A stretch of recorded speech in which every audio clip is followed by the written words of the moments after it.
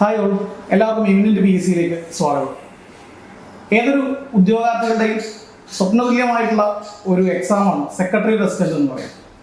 ആ എക്സാമിൽ 6ാം റാങ്ക് കരസ്ഥമാക്കുകയും ഇമ്മിനന്റ് PSCയുടെ വിദ്യാർത്ഥിയുമായിരിക്കുന്ന ജ്യോതിരാജാണ് ഇന്ന് നമ്മളോടൊപ്പം ഉള്ളത്. Welcome sir. PSC എക്സാം എഴുതുന്ന ഉദ്യോഗാർത്ഥികൾക്ക് അദ്ദേഹത്തിൻ്റെ അനുഭവങ്ങളും പഠന രീതിയുമൊക്കെ ഒരുപാട് പ്രയോജനകരമാകും. അപ്പോൾ അദ്ദേഹവുമായിട്ട് കുറച്ച് നേരം നമ്മൾ ചെലവഴിക്കുകയാണ്. അപ്പോൾ എമിനന്റിന്റെ സ്റ്റുഡൻ്റ് ആകുക എന്ന് പറഞ്ഞു. അപ്പോൾ അതുകൊണ്ട് തന്നെ ഈ ഒരു വിജയത്തിന്റെ ഭാഗമാകുവാൻ സാധിച്ചത് ടീം എമിനന്റ് PSCക്ക് വലിയ സന്തോഷകരമായിട്ടുള്ള കാര്യമാണ്. അപ്പോൾ നമുക്ക് അദ്ദേഹത്തിന്റെ പഠന രീതികളും കാര്യങ്ങളും ഒക്കെ അദ്ദേഹത്തോടൊന്ന് ചോദിച്ചറിയാം. ഹൈ സാർ, എത്ര നാളായി ഇപ്പോൾ PSCക്ക് വേണ്ടിയിട്ട് അല്ലെങ്കിൽ പ്രിപ്പയർ ചെയ്യാനായിട്ട് തുടങ്ങിയിട്ട്? 2018 തുടങ്ങിയതാണ്. ആ സെക്രട്ടറി അസിസ്റ്റൻ്റ് എക്സാം ഞാൻ എഴുതിയിരുന്നു, അത് കിട്ടിയിരുന്നു. പക്ഷേ അത് ജോയിൻ ചെയ്യാൻ പറ്റിയില്ല. SSC CGL എക്സാം പ്രിപ്പറേഷൻ കാരണം അത് ജോയിൻ ചെയ്തില്ലായിരുന്നു. അതുകൊണ്ട് രണ്ടാമതൊന്നുകൂടി സെക്രട്ടറി അസിസ്റ്റൻ്റ് വീണ്ടും അറ്റൻഡ് ചെയ്തു. അതിപ്പോൾ പാസ്സായി സക്സസ്ഫുള്ളായി. 2018 മുതൽ എക്സാം എഴുതുന്നുണ്ടെന്ന് പറഞ്ഞു. അതെ. അപ്പോൾ ഈ അടുത്ത സമയത്തായിട്ട് PSCയുടെ പാറ്റേണുകളൊക്കെ ഒരുപാട് പാറ്റേൺ ചേഞ്ച്. കഴിഞ്ഞ സെക്രട്ടറി അസിസ്റ്റൻ്റ് എക്സാമിനേക്കാളും ഡിഫറൻ്റ് ആണ് ഇപ്പോഴത്തെ പാറ്റേൺ. ഇപ്പോൾ ഒരുപാട് കോംപ്ലക്സിറ്റി കൂടിയിട്ടുണ്ട്. KS പാറ്റേണിലേക്ക് വന്നിട്ടുണ്ട്. കഴിഞ്ഞ തവണ ഇത്രയും പാടില്ലായിരുന്നു. പ്രിലിംസ് മാത്രമേ ഉണ്ടായിരുന്നുള്ളൂ, മെയിൻസ് ഉണ്ടായിരുന്നു. ഒരൊറ്റ എക്സാം മാത്രമേ ഉണ്ടായിരുന്നുള്ളൂ. പ്രിലിംസ് മെയിൻസ് ആയിട്ട് ഡിഫറൻഷിയേഷൻ ഉണ്ടായിരുന്നില്ല. ഇപ്പോൾ അത് ഡിഫറൻഷിയേഷൻ വന്നിട്ടുണ്ട്. പാറ്റേൺ ഒരുപാട് മാറിയിട്ടുണ്ട്. ക്വസ്റ്റ്യൻസ് കോംപ്ലക്സിറ്റി കൂടിയുണ്ട്.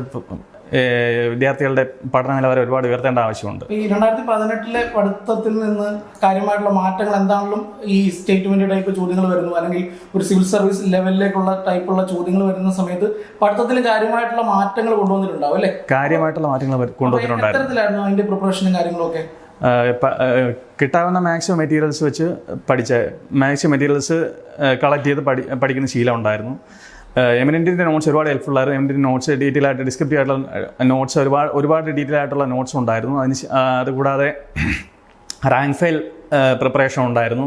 പിന്നെ തൊഴിൽ വിധി കോമ്പറ്റീഷൻ വിന്നർ അതിൻ്റെ പ്രിപ്പറേഷൻ ഉണ്ടായിരുന്നു. പിന്നെ ഓൺലൈൻ മെറ്റീരിയൽസ് വെച്ച് പ്രിപ്പയർ ചെയ്യുന്ന ശീലം ഉണ്ടായിരുന്നു. പിന്നെ ടെലിഗ്രാം ചാനൽ വഴി എമിനന്റിൻ്റെയും പിന്നെ വേറെ മറ്റു ചില കോച്ചിങ് സെൻറ്റേഴ്സിൻ്റെയും ടെലിഗ്രാം ചാനൽസ് വഴി മാക്സിമം നോക്കുന്നുണ്ടായിരുന്നു. കറണ്ട് അഫയേഴ്സ് സെപ്പറേറ്റ് ആയിട്ട് നോക്കുന്നുണ്ടായിരുന്നു. അങ്ങനെ ഒരുപാട് കളക്ട് ചെയ്യുന്ന മാക്സിമം മെറ്റീരിയൽസ് വെച്ച് കളക്ട് ചെയ്ത് പ്രിപ്പയർ ചെയ്യുകയാണ് ചെയ്തത്. ഈ പഠിത്തത്തിൻ്റെ ഒരു രീതി എങ്ങനെയാണ് സാറിൻ്റെ ഒരു പഠിത്ത രീതി? ഇത്ര മണിക്കൂർ പഠിക്കുക, അല്ലെങ്കിൽ രാവിലെ പഠിക്കുക, അല്ലെങ്കിൽ വൈകിട്ട് പഠിക്കുക, എപ്പോഴാണ് കൂടുതൽ സമയം?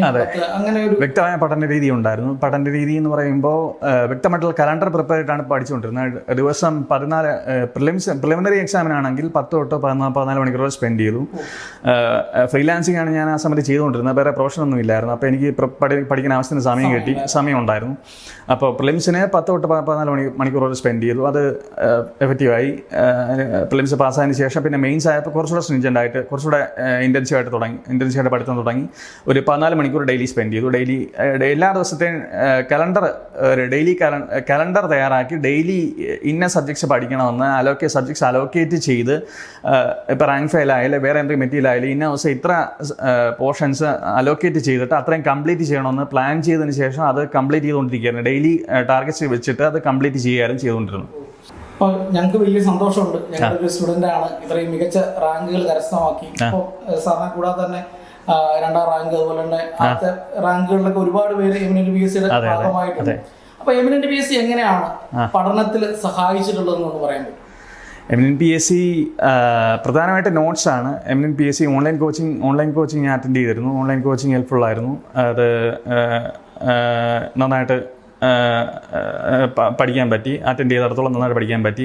അതിനുശേഷം അവരുടെ നോട്ട്സ് ഞാൻ ത്രൂ ഔട്ട് ഫോളോ ചെയ്യുന്നുണ്ടായിരുന്നു. ത്രൂ ഔട്ട് എക്സാം ആകുന്നവരെ ഫോളോ ചെയ്യുന്നുണ്ടായിരുന്നു. നോട്ട്സെല്ലാം വളരെ ഡീറ്റെയിൽ ആയിരുന്നു, വളരെ ഹെൽപ്ഫുള്ളായി. അതിനുശേഷം അവരുടെ ടെലിഗ്രാം ചാനൽ ഞാൻ അതിലുള്ള മെറ്റീരിയൽസ് വെച്ച് പഠിക്കുന്നുണ്ടായിരുന്നു. കറണ്ട് അഫയേഴ്സ് വളരെ ഹെൽപ്ഫുള്ളായി. പിന്നെ അതിലുള്ള ക്വസ്റ്റ്യൻസ് ആയാലും പ്രീവിയസ് ക്വസ്റ്റ്യൻസും KS ടൈപ്പ് ക്വസ്റ്റ്യൻസും എല്ലാ ക്വസ്റ്റ്യൻസ് എല്ലാം ടെലിഗ്രാം ചാനൽ വഴി നോക്കുന്നുണ്ടായിരുന്നു. അങ്ങനെ വളരെ നോട്ട്സ് ആണെങ്കിൽ തന്നെ വളരെ ഡീറ്റെയിൽ ആയിട്ടുള്ള നോട്ട്സ് ആയിരുന്നു. അത് വളരെ ഹെൽപ്ഫുള്ളായിരുന്നു. എങ്ങനെയാണ് എമിനന്റ് PSCയിലേക്ക് എത്തുന്നത്? എമിനന്റ് PSC അത് ഒരു പത്രത്തിലൊരു ഒരു വെബിനാറിനെ കുറിച്ചുള്ള ഒരു ന്യൂസ് വന്നിരുന്നു. അപ്പോൾ ന്യൂസ് കണ്ട് വെബിനാർ അറ്റൻഡ് ചെയ്തതിന് ശേഷമാണ് എമിനന്റ് PSCയിൽ ജോയിൻ ചെയ്തത്. അപ്പോൾ മറ്റു സ്ഥാപനങ്ങളിൽ നിന്ന് വ്യത്യസ്തമായിട്ട് എങ്ങനെയാണ് എമിനന്റ് PSC അനുഭവപ്പെട്ടിട്ടുള്ളത്? മാറുന്ന പഠന രീതികൾക്കനുസരിച്ചുള്ള പഠന രീതിയാണ് അവർ ഫോളോ ചെയ്യുന്നത്. അപ്പോൾ പഠനം കുറച്ച് ഡിസ്ക്രിപ്റ്റീവ് അല്ല ഡീറ്റെയിൽഡ് ആയിട്ടുള്ള പഠന രീതിയാണ്. പിന്നെ പ്രീവിയസ് ക്വസ്റ്റ്യൻസ് അതിനെ ബേസ് ചെയ്തുള്ള പഠനമുണ്ട്. പഠനം എങ്ങനെ ഫോളോ ചെയ്യണമെന്ന് അവർ വ്യക്തമായിട്ട് നമുക്ക് മാർഗ്ഗനിർദ്ദേശം തരുന്നുണ്ട്. പിന്നെ ഡീറ്റെയിൽ ആയിട്ട് നോട്ട്സ് തരുന്നുണ്ട്. നോട്ട്സ് വെച്ച് വളരെ ഹെൽപ്ഫുൾ ആയിട്ടുള്ള നോട്ട്സും കിട്ടുന്നുണ്ട്. പിന്നെ ടെലിഗ്രാം ചാനൽ വളരെ ഹെൽപ്ഫുള്ളാണ്. ഓവറോൾ MPSC ഹൈലി റെക്കമെൻഡഡ് ആണ്. ഇപ്പോൾ ഒരു റാങ്ക് ഹോൾഡർ എന്നുള്ള നിലയ്ക്ക് സെക്രട്ടേറിയറ്റ് അസിസ്റ്റന്റ് പോലൊരു എക്സാമിന് ഏറ്റവും ഉയർന്ന റാങ്കുകളിലൊന്ന് കരസ്ഥമാക്കിയ ഒരാളെന്നുള്ള നിലയ്ക്ക് ഇപ്പോൾ 10th ലെവലിൻ്റെ പ്രിലിമിനറിയുടെ റിസൾട്ട് വന്നു. ഉടനെ തന്നെ ബ്യൂറേജ് LD അതുപോലെയുള്ള VFA പോലെയുള്ള എക്സാമുകൾ അടുത്ത മാസം നടക്കാനിരിക്കുന്നു. മെയിൻസ് നടക്കാൻ പോകുന്നു. ജൂലൈയിൽ കമ്പനി ബോർഡിൻ്റെ അസിസ്റ്റന്റ് എക്സാമുകൾ നടക്കാൻ പോകുന്നു. അപ്പോൾ ഇനി എക്സാമുകൾ എഴുതുന്ന ഉദ്യോഗാർത്ഥികൾക്ക് ഏത് രീതിയിലുള്ളൊരു പഠനമാണ് താങ്കൾ റെക്കമെൻഡ് ചെയ്യുന്നത്? ഇപ്പോൾ മെയിൻസ് എഴുതാൻ പോകുന്ന വിദ്യാർത്ഥികൾക്കാണെങ്കിൽ അതിനി ഒട്ടും സമയം കളയാനില്ല. കിട്ടുന്ന സമയം മാക്സിമം യൂട്ടിലൈസ് ചെയ്യുക. പ്രിലിംസിന് ഓൾറെഡി പാസ്സായവർക്ക് അതിൻ്റെ പോർഷൻസ് എല്ലാം തറവായിരിക്കും. അപ്പോൾ ഇനി അവർ റിവൈസ് ചെയ്യേണ്ട കാര്യമുള്ളൂ. റിവൈസ് ചെയ്യുന്നതോടൊപ്പം മാക്സിമം മോഡൽ എക്സാംസ് അറ്റൻഡ് ചെയ്യുക.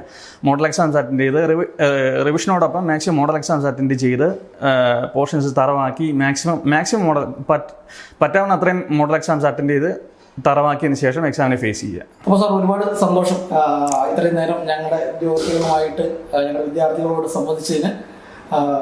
ഈ ഒരു ജേർണിയുടെ ഭാഗമാകാൻ ഇത്രയും നല്ലൊരു റാങ്ക് കരസ്ഥമാക്കിയതിൽ ഞങ്ങൾക്കും വലിയ സന്തോഷം. ഞങ്ങളുടെ ഒരു സ്റ്റുഡൻറ്റിന് ഇത്രയും നല്ല റാങ്ക് കിട്ടിയതിലും ആ പഠനത്തിൻ്റെ ഭാഗമാകാനും ഒപ്പം ഈ സന്തോഷത്തിൽ പങ്കെടുക്കാനും ഒക്കെ പറ്റിയതിൽ വലിയ നന്ദി സ്നേഹമൊക്കെ അറിയിക്കുന്നു. തുടർന്നും എല്ലാ വിധത്തിലുള്ള ആശംസകളും ടീം എമിനന്റിന്റെ ഭാഗത്തുനിന്ന് അറിയിക്കുകയാണ്. Thank you so much. Okay.